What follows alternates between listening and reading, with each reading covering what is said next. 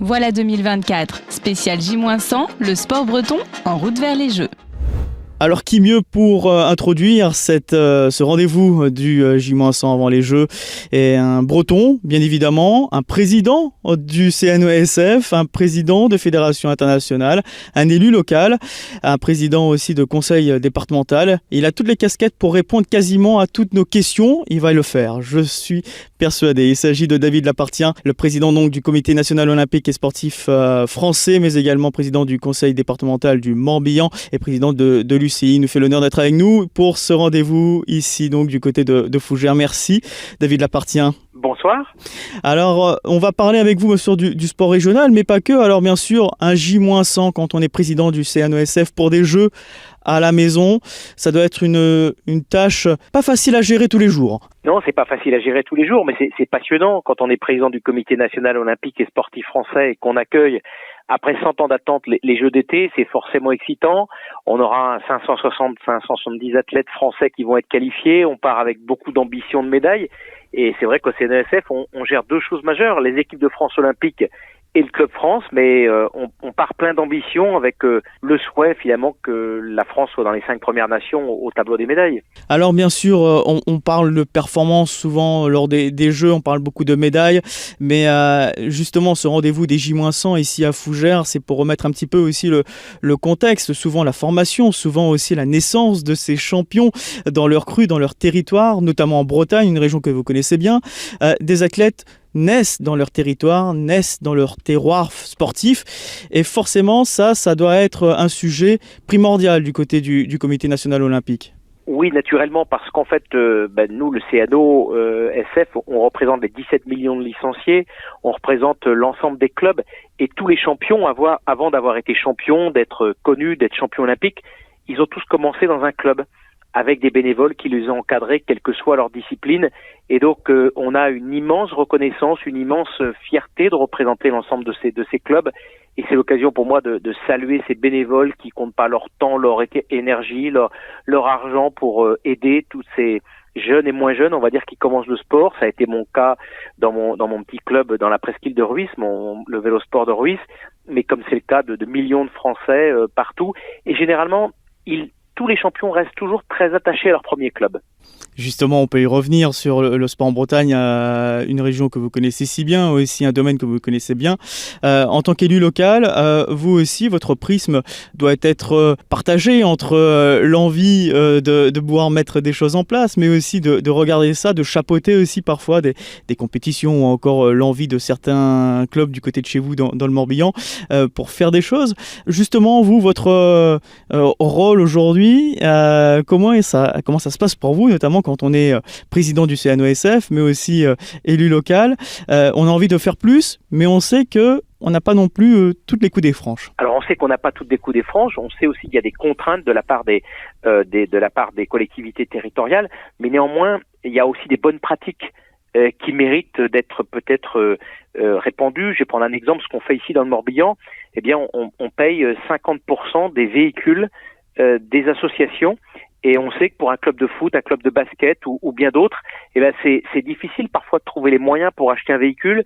Et quand déjà vous pouvez compter sur 50% du financement du département, eh bien ça veut dire que derrière, en demandant un petit peu à la commune, en ayant un petit peu de fonds propres ou d'autres, eh bien on arrive à faire ça. En région Auvergne-Rhône-Alpes, la région achète complètement les véhicules en tant que tels. Donc vous voyez qu'il y a aussi des initiatives dans les régions, dans les départements, qui peuvent aussi servir d'exemple. Il y a d'autres régions où il y a des plateformes qui aident à d'autres niveaux. Donc plein d'exemples et notre rôle c'est aussi de partager ces bonnes choses. Alors après il faut aussi que les collectivités aient un petit peu de moyens, mais on a aussi beaucoup de clubs qui savent mobiliser des partenaires privés, savent organiser des lotos, savent trouver des ressources. Et je trouve qu'il y a de l'ingénierie extraordinaire. Et si on devait remplacer le temps bénévole par du temps salarié, on n'aurait tout simplement pas les moyens.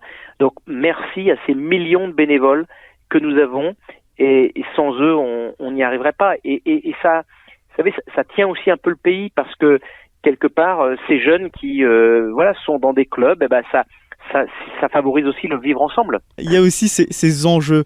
On aura bien compris, les Jeux, c'est dans exactement 100 jours, les Jeux Olympiques, l'ouverture de ces Jeux à Paris.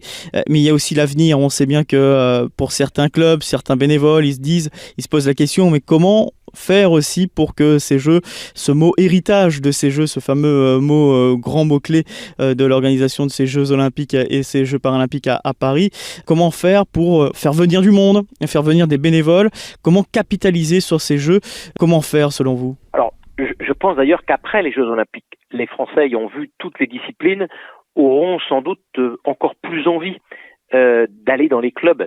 Et donc, un des soucis qu'on peut avoir affronté en septembre prochain lors des forums des associations un petit peu partout, c'est la capacité de nos clubs à accueillir autant de jeunes qui voudront pratiquer ou alors trouver un club de telle ou telle discipline pas trop loin de chez eux. Donc, c'est un enjeu, on va dire, majeur, mais il faut aussi pour ça que les clubs aient des projets associatifs. Je pense que il faut aussi ne pas hésiter à avoir des salariés dans les clubs. Ça n'enlève pas le rôle des bénévoles, mais ça le conforte, ça le renforce.